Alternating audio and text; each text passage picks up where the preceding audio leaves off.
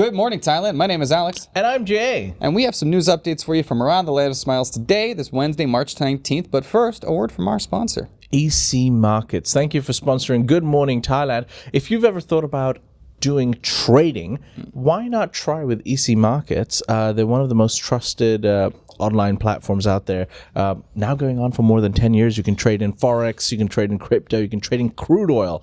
But once again, trade responsibly. Only trade with something that you're willing to dabble with. Indeed, at your own risk, but if you need the tools, EC Markets does have you covered. All right, now, before we begin, please be sure to like and subscribe to the channel. It helps us out a lot. Now, today, we'll be talking about an Iranian tourist going wild with a syringe at a Phuket hotel, the government's continued crackdown on vapes, and a little later, a mysterious death of a Slovakian tourist in the Philippines that is drawing international attention. But first, big news coming out of England and Thailand, as a British pedophile has been captured and tried after a 27-year manhunt. So, after 27 years on the run, British pedophile Richard Burrows, 80 years old, has been captured and convicted of 54 crimes against young boys. A former housemaster and scout leader, classic, he abused his position to prey on victims between 1968 and the 1990s. Initially arrested in 1997, he fled while on bail, living under a stolen identity in Thailand. A breakthrough in 2023 revealed his alias, leading to his arrest at Heathrow Airport. Now held at HMP Outcourse, he awaits sentencing for 97 offenses. Cheshire Police emphasize that justice will always catch up with offenders, urging victims to come forward. That's right, justice will come for you. And once again, not to be confused with Richard Barrow. We get a lot of I get a lot of messages asking about this. Richard Barrow is someone else. Richard Burrows, very similar name, is this man. Can't feel guilty about making that association at all. Anyways, it is very nice that the victims have the bravery to come forward to be able to point out these crimes. This guy was living under an alias for a very long time, close to some people in the office who actually knew him under his taken name. Yeah. And it's just good to know that people can't escape justice forever. And this kind of story is a warning to people that, the long arm of the law can still catch up with you. Also pretty horrifying to think of what he might have gotten up to here in Thailand. And we still don't really know too much about that. But scumbag behind bars. Behind bars. Good story, I think. All right. Moving on to our next story. An Iranian tourist attacks Phuket hotel staff with syringe. Now, tourists behaving badly in Phuket. Once again, an Iranian tourist identified as 44-year-old Reza caused chaos at a Phuket hotel, attacking staff with a syringe. Now, police responded swiftly to the Karan sub-district incident at 6:11 p.m., attempting negotiations before using a taser to subdue him. Reza sustained minor injuries and was taken into custody for questioning. Authorities are investigating whether drugs played a role, with the Iranian embassy involved in handling the case. Hotel management and law enforcement are reviewing security measures to prevent future incidents, while the local community remains on edge as investigations continue. Damn. Oh, yeah, he got tased and taken down, which is, if you're wielding a syringe and threatening people with it, then, it seems to be the natural course of action. What was unclear is I don't know if he actually got anybody. He was threatening people with the syringe, and that's really scary because you never know if he had been using it and then what diseases. But you don't go around. I think as soon as a weapon is out there, they're not gonna mess around. Keep your distance, and again, it's one of those nice, in my mind, de-escalating things that the Thai police do. In America, a lot of people might have been shot, like not alive to tell the tale, and in Thailand, of course, less lethal force is often used, and here it was done to success.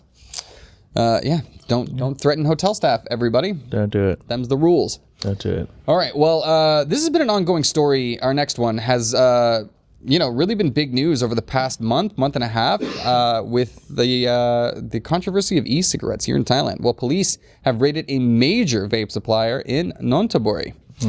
Thai police raided 10 locations in Nonthaburi, seizing 260,000 smuggled Chinese-made vape products worth 130 million baht in quote-unquote Operation Smokeout. I get it. The months-long sting led to the arrest of 2 warehouse supervisors, but the suspected Thai mastermind remains at large. The contraband was imported via Lem Chabang port and sold online in over 100 shops.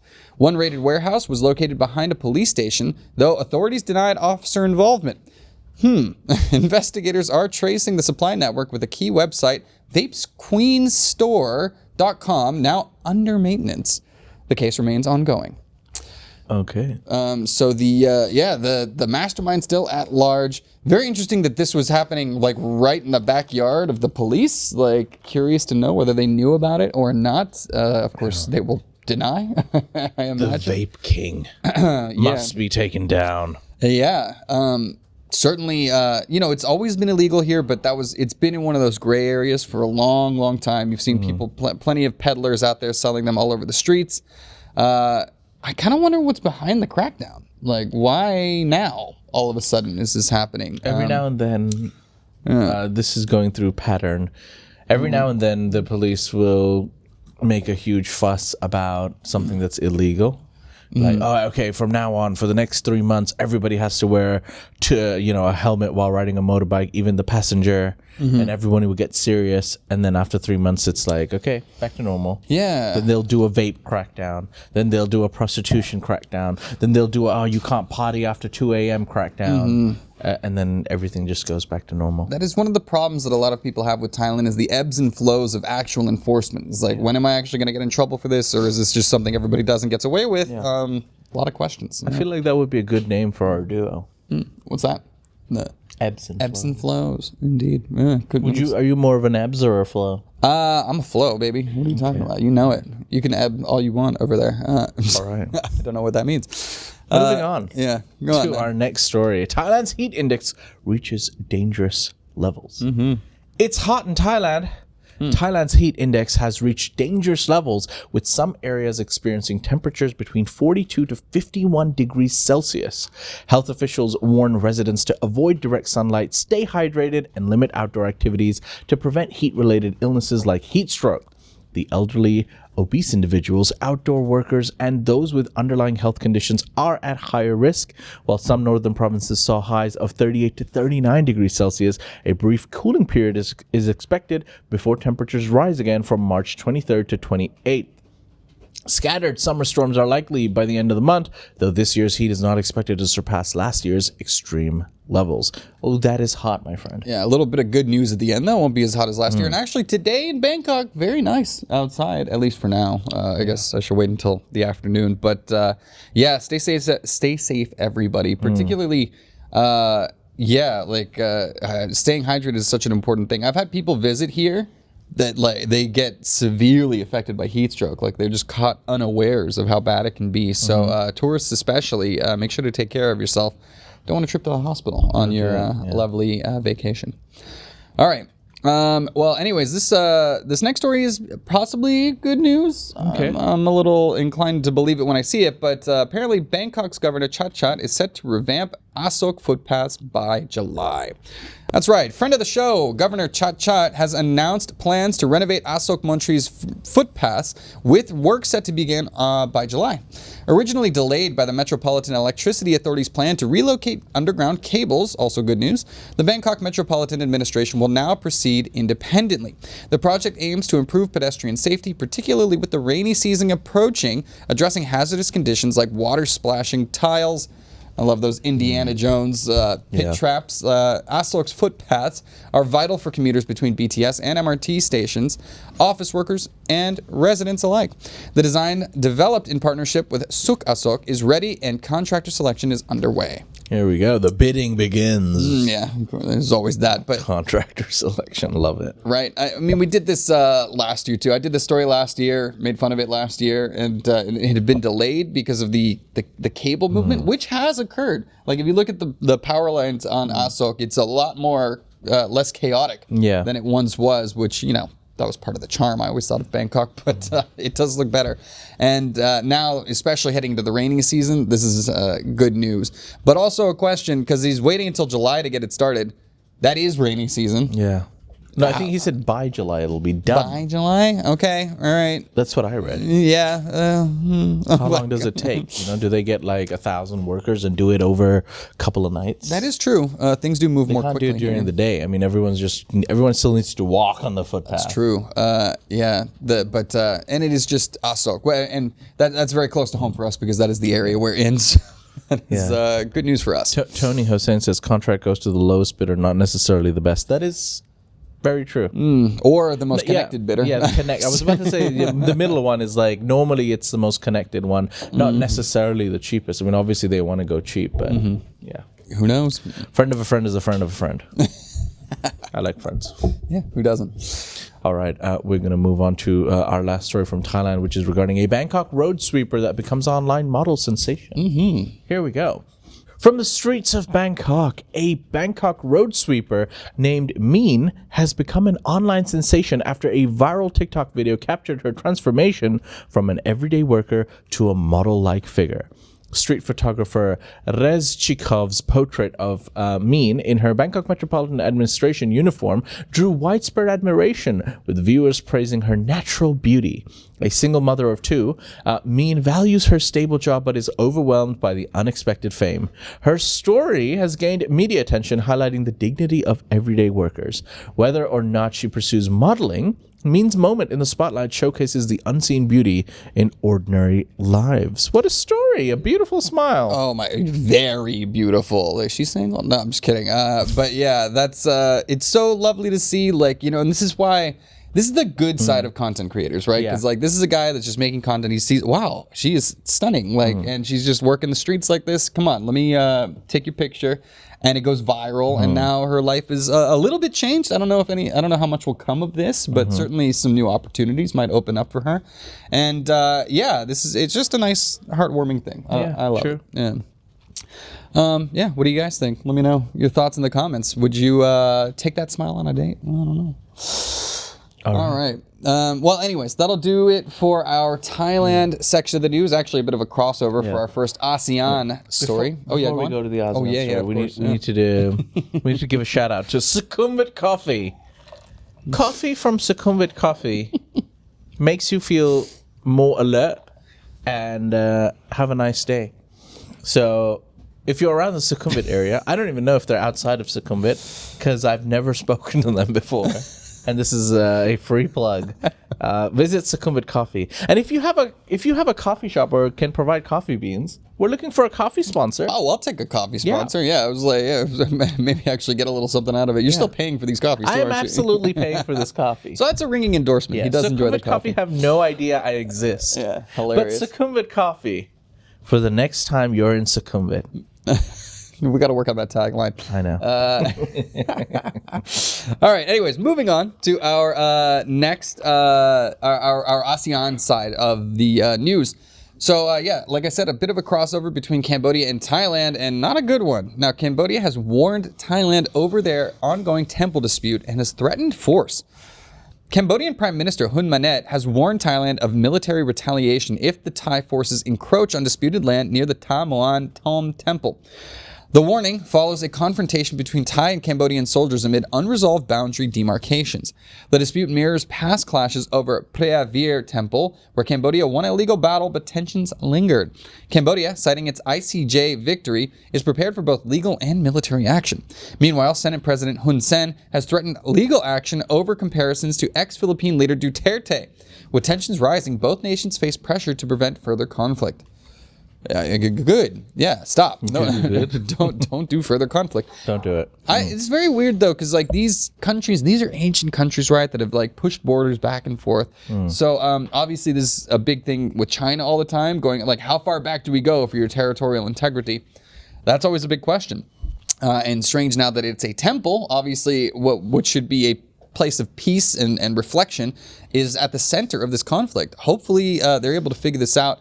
I'm not sure who's in the wrong. It does seem like the ICJ has ruled in favor of Cambodia in previous cases, but I don't think we have a ruling on this one yet. So we'll have to see. And I actually haven't heard a lot of rhetoric from Thailand about this yet either. It's only Cambodia sort of railing about it. We'll keep our eye on it. Yeah.